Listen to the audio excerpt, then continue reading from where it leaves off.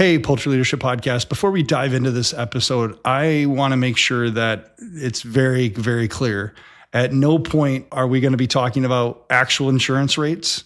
We're not going to be talking about actual, this will get you this or anything like that. So I have to be a disclaimer there because this topic we're talking about today is very, very sensitive to your specific farm, your specific needs.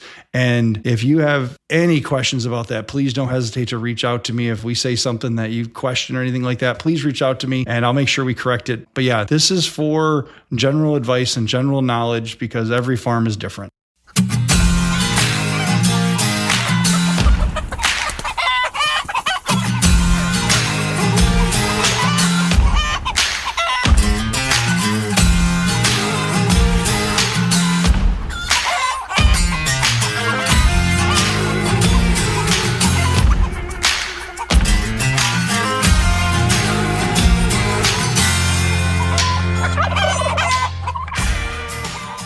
Welcome back to the Poultry Leadership Podcast, where we talk to the people shaping the future of our industry.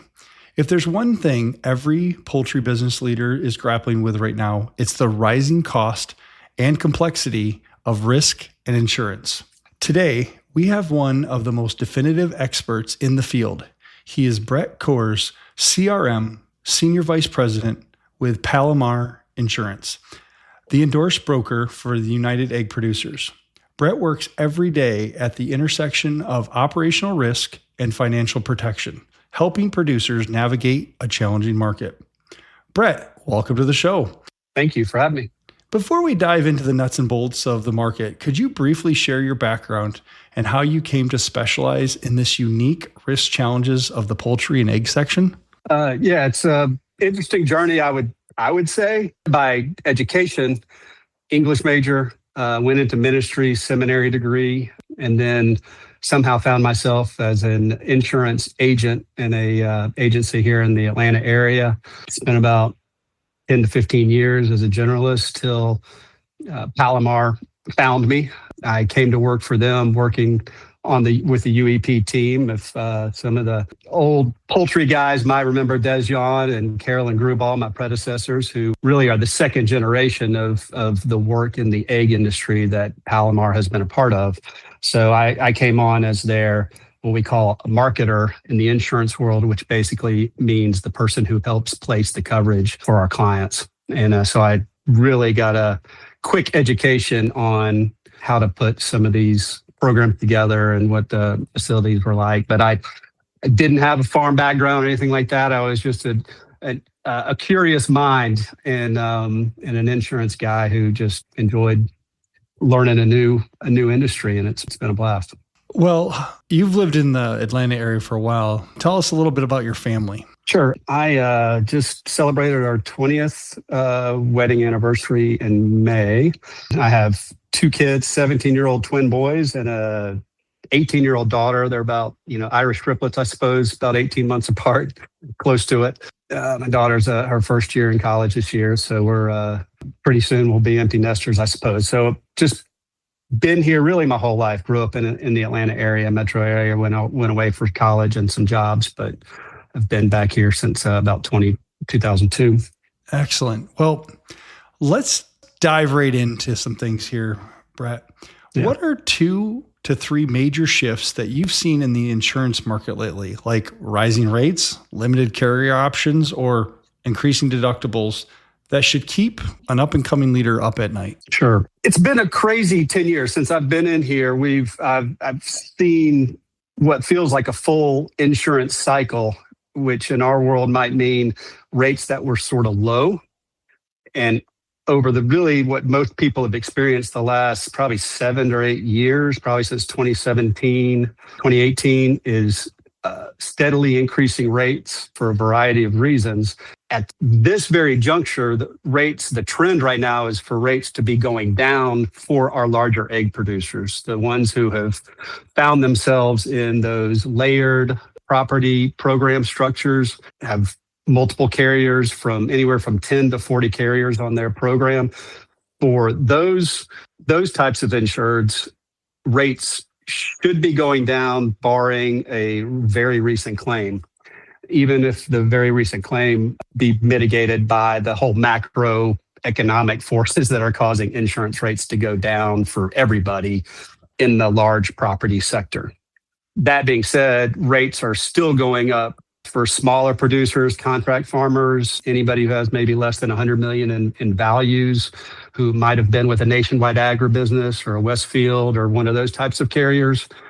Those carriers are still tightening their appetite. So a lot of those operations are finding themselves in those Lloyd's programs, or what we call the excess and surplus lines markets. So for them, rates are going up, and everybody still would probably say, even if rates come down a little bit this year, their percentage of spend on their insurance is much higher than it was 7-8 years ago, 3 years ago, even 4 years ago. And it's, maybe a little bit like the egg market, probably never going to go back down to 88 cents for a dozen, but some relief is in sight right now, as long as folks have been keeping up with the risk management commitments and their loss protocols. So that's the biggest one. I mean, softening rates have been going up steadily for 5 years, a little softening right now. Deductibles, part of that. Deductibles, some of these clients that when I started, they might have had a $50,000 or $100,000 deductible. Now they have a $5 million deductible. So there's a lot of risk retention, and these just choices that folks have to make. That could be a swing in $300,000 or $400,000 in premium, which is a guaranteed cash in the pocket or ability to buy higher limits due to the increased scale. So some of these choices have to be made when they want to make sure we cover the big loss. So those deductible choices, even some coverage choices, some insureds are deciding, we're just not going to cover this group of buildings anymore. We've depreciated them off our balance sheet, no big deal. We wouldn't build back the same anyway. We're just going to leave those off as a cost-saving technique. So a lot of deductible choices versus back in the day when you just buy a policy and you just assume everything's covered really easily. You really have to look at what you're getting. I would say the third big trend right now, especially relates to poultry, is technology.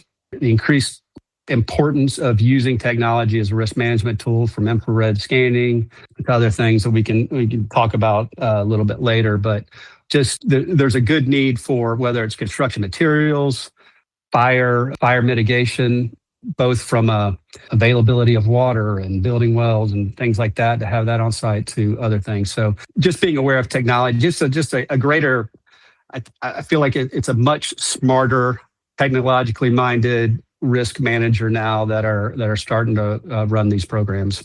You mentioned a lot of different, what I'm going to say, high level people or high level topics that, in a typical farm, its owner, it's less likely going to be the operator that has to worry about these things. But when it comes to risk management stewardship, why is that important as a core leadership competency, to understand risk?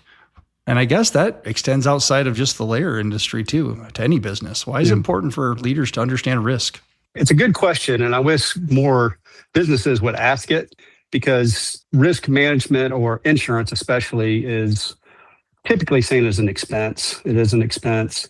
It's not something that improves the bottom line necessarily. It steals from the bottom line in a lot of minds. But my experience over my last 23 or 24 years in the insurance industry overall has been the best run businesses from a risk management standpoint seem to be the businesses that have the best overtime profitability. I've worked with a lot of nonprofits. The best run from a risk management, the ones who have all the background checks in place and the vehicle checks in place, and how they allow people to work with the kids in their nonprofit and things like that.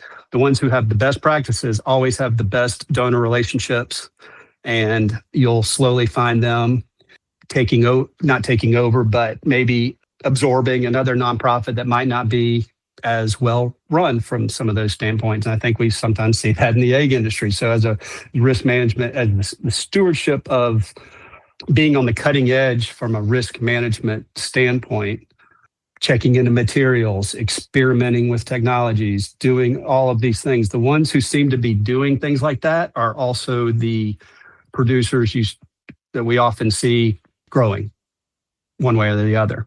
So I think it's it's a cultural thing. So from a leadership standpoint, I mean, that's sort of what I see, the symptoms, but internally I feel like the ones that are monitoring these things, I think it gives employees more confidence that this place is going to be here for the long haul, that they're spending money that they're not directly seeing a return on for safety and for the protection of the animals, or just to honor commitments they've made, maybe to an insurer or to the community around them. So it can fit in a number of different categories. And installing a sprinkler system is not just good to convince a carrier, but it also is life safety for employees if something happens. So there's all, in a processing facility, I don't expect a whole lot of sprinklers in layer barns or anything like that. But so I think from that standpoint, it seems to build a long-term successful organization if risk management is at least considered a priority and not a annoyance. Hopefully that answered the question. No, that's really well said, because I think risk management is part of a company's sustainability plan. Right. Are they going to be around? Are they going to, not just for themselves, but are they going to be around for their community? Are they around for their employees? Are they going to be contributing to the welfare of that community? I know a lot of these producers in the industry are probably the largest employer in their area, sometimes in their county. Mm-hmm. And so when they have an issue, it affects jobs. It affects the local grocery store if people don't have money to spend. And it really does. And I love the way our industry gives back to their communities. But this is one of those things that if they have a fire, it really does tax the community a lot. If they have to build infrastructure, let's say for a water tower or something, that's something that some producers end up utilizing for the community as well. It's not just hey, we're building it for us, but we're actually building it for our community. So the money is well spent in that area. It's just hard to spend because it's not an emergency. You're building on your future. And how many of us like to spend that money that says, hey, this might happen. Let's just take, let's just kind of put Murphy, as in Murphy's Law, out of business, or they're going to come and it's going to be a bad day when I don't do it. Yeah, same principle of, you're building a house, you can make the most gorgeous, beautiful house with the beautiful interior layout and fixtures and all that. And if the foundation is bad, not up to code, and then all of a sudden you see that crack happen in the wall, it renders everything else you're doing a little futile at a certain point. But as I've learned from you and the complexity of getting insurance, you've mentioned Lloyd's of London, you've mentioned, we've talked about Bermuda in the past, and all of the different markets that you have to shop a farm to basically to get insurance, because you said 40 carriers might carry a plan. I'm glad there's administrators that can handle how to navigate all that. But in your time, you've seen some best practices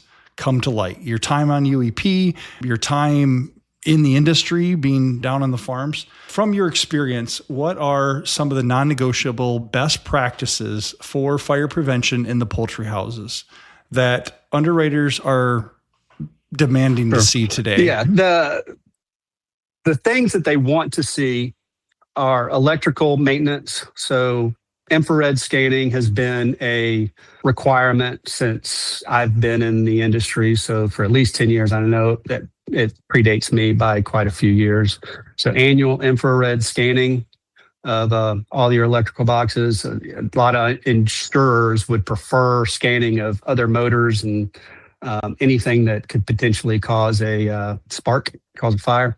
So infrared scanning. Separation now has moved from 50 feet to 100 feet. They will make some allowance if there's no other way to do it except for 80 feet, 75 feet, but pricing will sometimes be reflected in that. So at least 100 feet, firewalls in the egg corridors between the houses. We've anecdotally heard and seen that fires, if they've spread a lot of times from building to building, it's wind driven.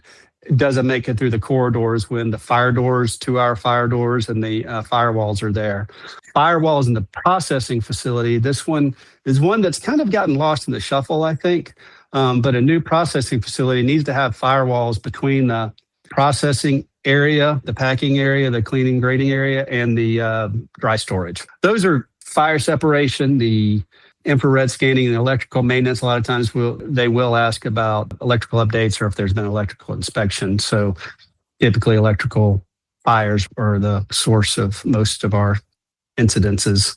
So those are the main ones. I know that wasn't a long list. Underwriting will go into other details, but those are the ones that have been the classic requirements. Leaders have to kind of put all this together in a submittal. What are some of the best practices when it comes to that submittal that leaders should be aware of? The markets really look at 3 or 4 things in a submission. One of the main ones is valuation. The value of the real property needs to somewhat stay in line with inflation and expectation there.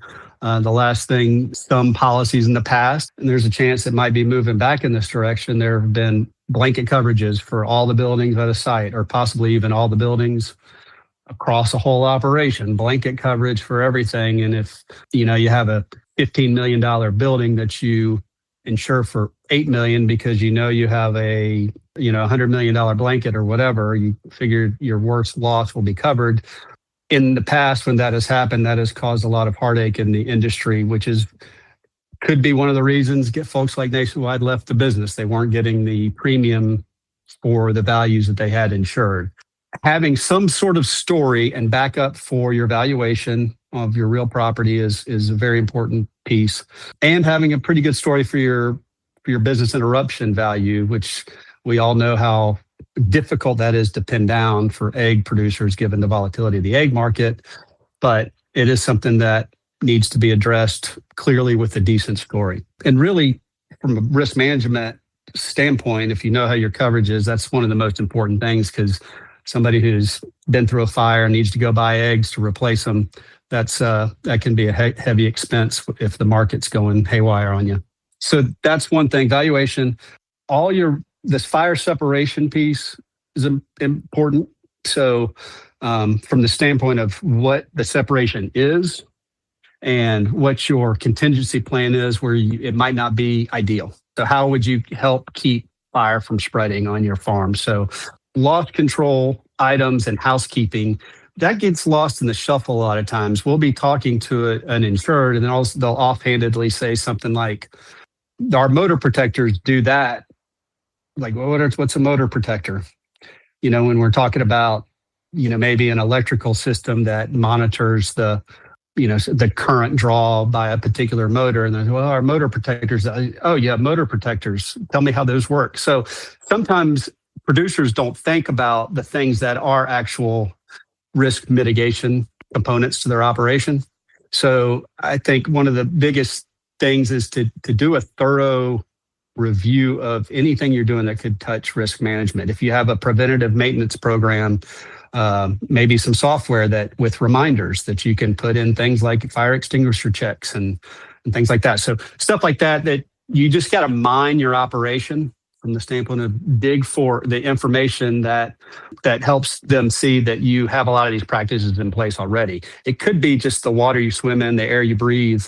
You don't even realize that it's a compelling story for underwriters. So find where you're doing some of those basic housekeeping things. And then right now with the technologies that are out there, it's very important that a producer is investigating and researching those things and having conversations with folks like Prism, with Therm and some of the other technologies that are out there that have different uses from a risk management standpoint. So to be able to share that story, because electrical, long-winded answer here, but I would say that we always want to touch on how you're handling your electrical, how you're monitoring and managing your maintenance on your electrical, and how new it is, how you're managing your manure, because spontaneous combustion, where's that? So we always want to address electrical practices, manure practices, separation, contingent response. So what kind of water availability is there? Have you talked to your volunteer fire departments, your other fire departments? And what are your contingencies? So how do you handle all the way from spare parts to how quickly can you get a new grader? How long will you have to be out if you do have a loss? So all those things are important to think through when you're putting together your submission. So that was a lot. I could bullet point it if somebody wanted to ask me, but it's valuation, loss control practices, technology, and response. It's a lot of work to prepare those. I mean, there's no real easy way to explain to the underwriters exactly what you have unless you have a well thought out plan. And it's like anything else, you're selling your business, all of the work that you put in. And you can imagine the underwriters have to look at that farm and say, man, you really do value your farm. You take care of things. You're probably less of a risk than somebody that is less prepared, even in giving their presentation of who they are, what their farm is doing, and the technology and the mitigation, steps that they're doing. And some of that's historical as well. I mean, how have they taken care of their farm in the past? Are they improving on those things? Do they see that investment? Because I mean, you got to be attractive to the underwriters. Otherwise, they have a job to do and a business to run and risk to buy into and not. It is. So it is very interesting. I've learned the onion layer. It's funny, being on my side, dealing with the various clients we've dealt with over the years, most everybody does a few things really, really well. So we like to hone in on the things they do really well and say, hey, listen, you have a 5-year plan, have a couple of years that you're thinking about kind of rolling out this, that, the other thing. Like some do a really good job. I didn't mention this, materials, like what kind of materials are you using to build your newer buildings? Are you using the manure belts that are fire retardant, and, the lighting systems and things like that? So there's a lot that can go into it for sure. Let's talk dollars and cents.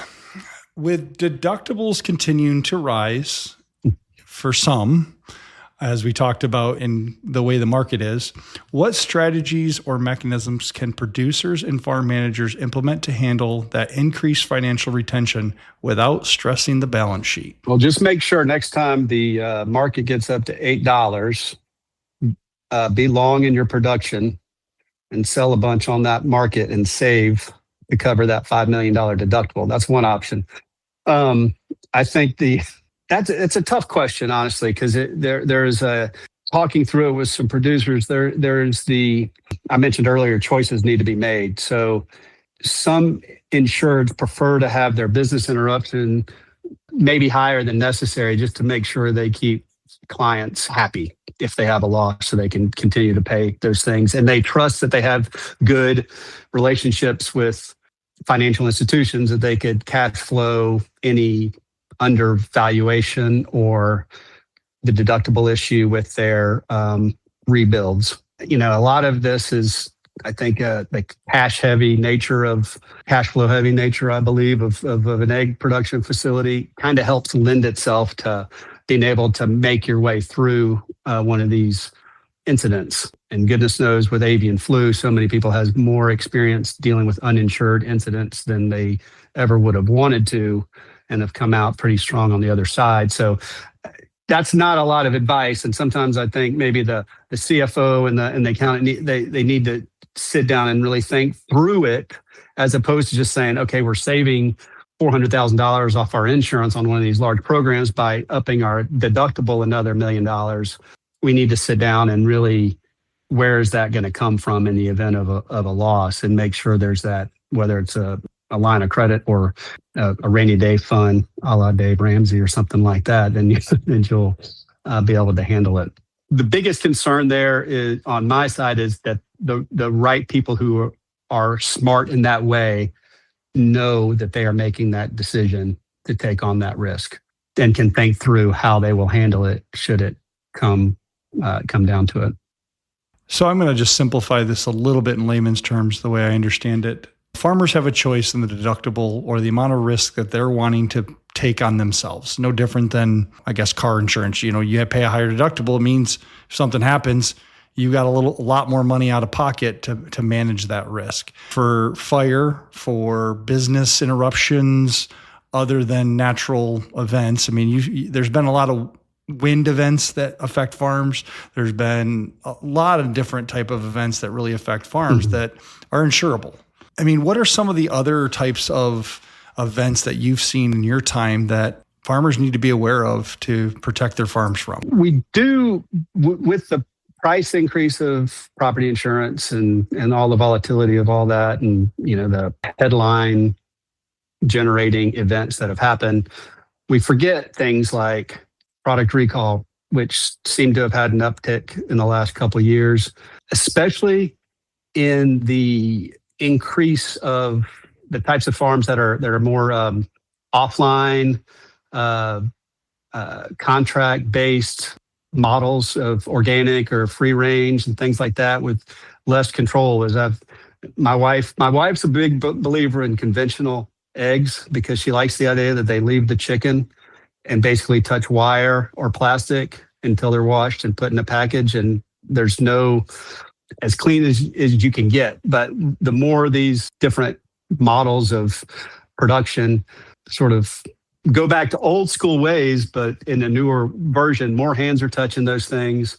There's more opportunities for situations that potentially could end up in a recall. I know there was one just the other day. Well, let me interrupt you a second there, Brett, because one of the things that why farms have gone to these dispersed farm is because they're trying to reduce their risk from other types of farms, from HPAI and other things. And so it's like they make a decision to diversify, and then some other risk, comes up. But no, I had to say that because I've seen that from the outside, looking in as, man, they're doing such a great job reducing the risk. Well, then HPAI or salmonella comes in, and all of these other factors start coming in. So you're right. And luckily I still think that product recall risk is relatively low in comparison, and probably not as devastating as having a 3 million hen facility have to depopulate for 3 months.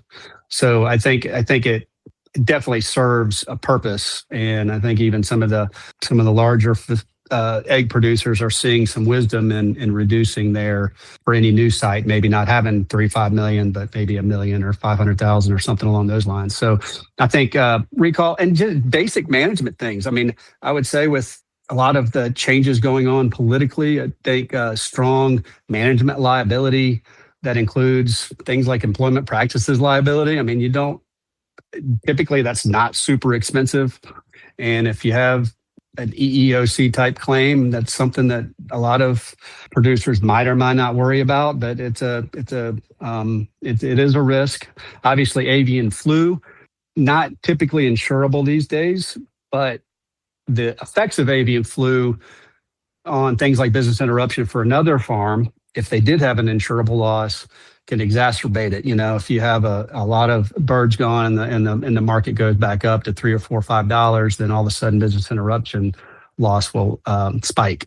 So even cyber liability is kind of becoming a thing to be concerned about. The more connected we are, again, we don't have a lot of, the traditional loss of a bank and all the customer information. That might not be as big of an issue, but cyber extortion or taking over the fact that maybe a system is, I don't know, in the cloud, however it's set up, but if somebody can access your production system or your process, your software there, that way, that could be a major issue. Those are the main kind of insurable types of risks that we see out there. But I'm amazed by this industry, honestly, with what they've had to bob and weave with and be flexible about, from the cage-free requirements to maybe we don't care that much. And people don't realize the millions or even billions of dollars that those laws put into motion of expense for producers. And then having that, all the different decisions that have to be made. It's a tough landscape. It's a lot more complex than people realize. Speaking of cage-free and someone that sits on the risk side, how has cage-free affected the fire risk for producers? I think two big things is the scale of the cage-free operations are, I mentioned earlier, going from 80 to 120,000 bird hen houses. And I know even when I started back in 2015, I was sort of on the cusp of these larger 300 to 500,000 hen facilities. But the scale So the expense, just so one loss now is not going to be $5 million. Typically, if it's a hen house, it's going to be at least $20 million for one loss, 300,000 birds or so. And that might be low. The greater requirements of the livestock management in a cage-free facility, both from a human standpoint and from a technological standpoint, and the amount of electrical stuff in those facilities to keep the birds alive, to keep them fed and watered. There's just a lot more dust or litter. There's just more there that can go sideways if things aren't set up exactly right. Those are the two main. I mean, the scale and the more technology that's required in them, I think, is a big deal. You mentioned that electrical is, the number one source of fire. Mechanical is basically the second, and the fact that most of the mechanical are probably caused by electrical issues, or if the electricity is not there, it doesn't exist. But there's so much more technology, so many more fans, belts, motors, circuits. LED lighting is been introduced into these houses as well, and just because it's low voltage doesn't mean it reduces the risk, because now you actually have lights inside the equipment with the birds, and that was not a thing when it came to conventional housing. So there's so much more that you've introduced, and then you also introduced dust that gets into all those motors, all of those connections, all everywhere. And so, and then you have what's the problem with dust is it's flammable. It's so much more flammable than it was when it's, taken out, high-rise houses where it all went to the ground underneath, and it wasn't just kind of a wet pile, or they tried to get it dry and they, move it out pretty regularly. And now you have conveyors doing that so much more. And so it's so interesting because, we've witnessed these fires that you're talking about, and so many of them are in cage-free facilities, which is unexpected byproduct of the laws that were placed, and more burdensome on farmers. And so for all the pros that, cage-free brings, it also, again, risk management. Here's another risk that shows its ugly head. It's tough. Every once in a while, we'll hear that, it's these old houses, and I'm like, recent memory, there's only been one semi-older house and it was sort of an outside force that caused the fire that happened.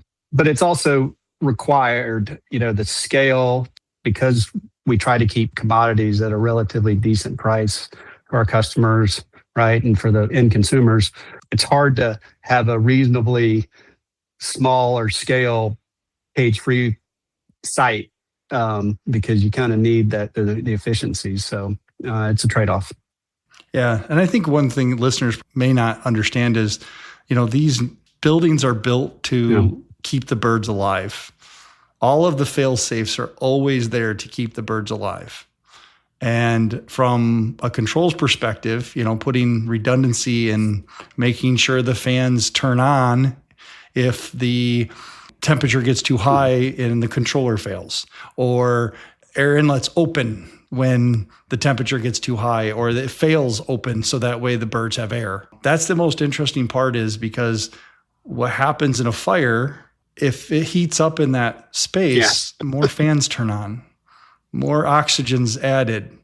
So in the event of a conventional house where the manure wasn't the problem because there wasn't this fine flammable material spread through evenly throughout the house over everything, the fans turning on, it increased the fires by a percentage because you got more air coming in, but it didn't cause basically an explosion of that house, and the fire spread so quickly. That's one of the interesting things from a controls perspective we've seen, and that's where technology advances are coming from many different providers are trying to figure out how we can keep this from happening.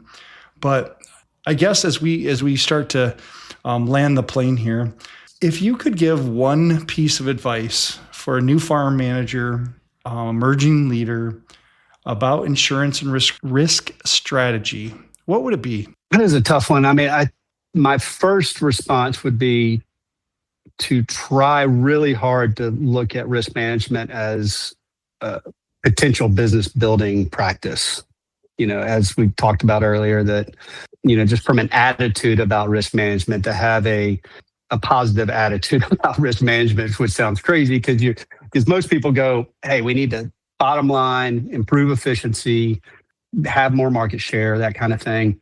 But looking at it as the foundation of the operation.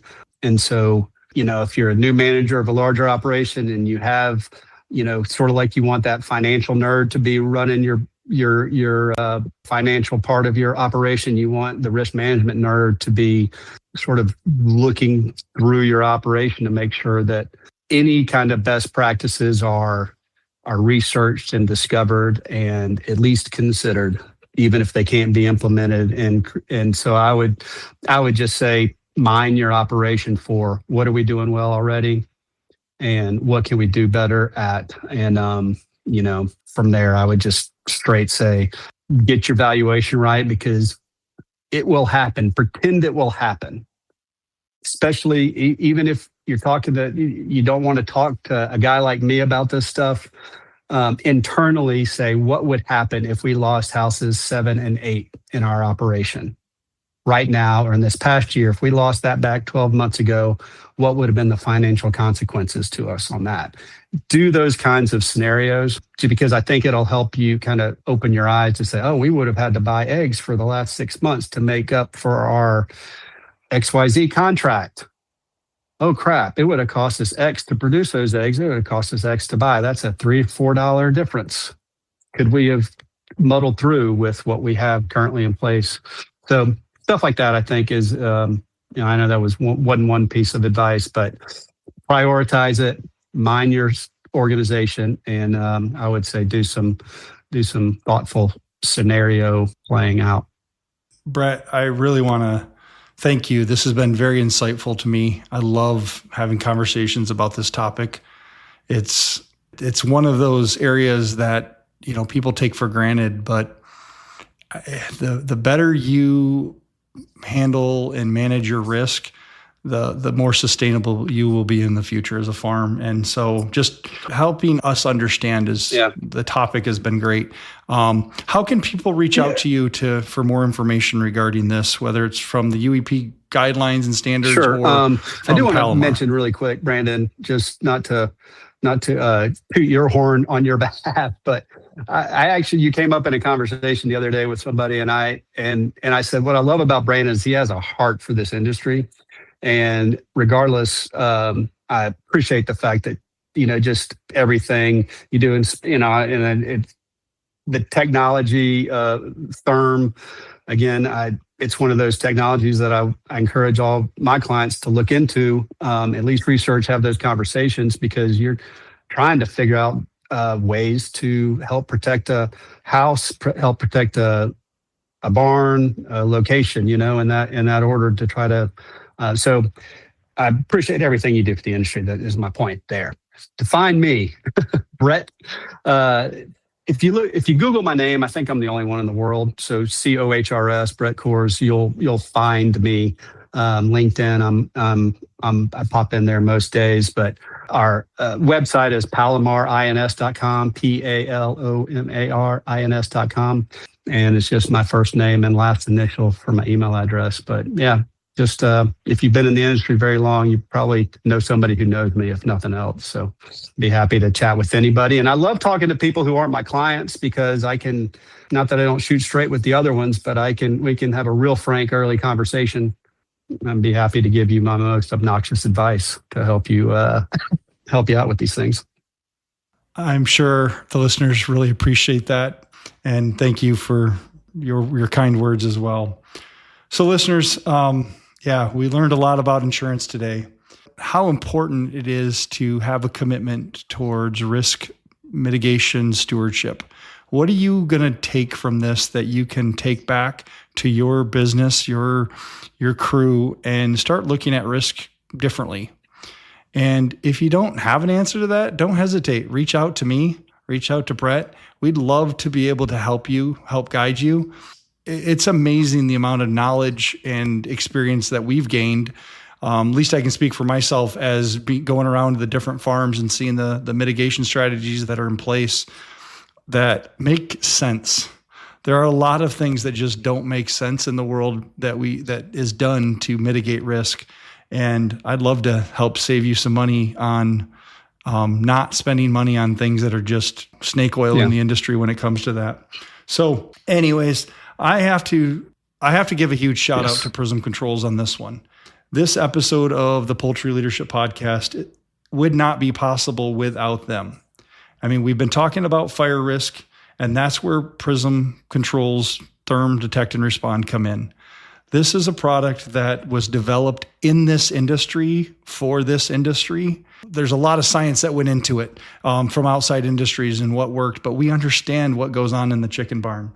And so as Brett told us about the best operations demonstrate, the superior risk management, Therm Detect is going to help you become the hero by providing that sensor that helps make those early decisions inside the house before you ever get a chance to make them. Things that would save your barn immediately upon detecting such an event and just allow you to have a future. And who doesn't want to make sure that they can sleep at night knowing that their house is protected, that their farmers have a place to come back to tomorrow? Thank you, Prism Controls. You can reach out to me about that product. It is one of my absolute favorite products that I've ever been part of. I never want to see another chicken house burn down in my lifetime.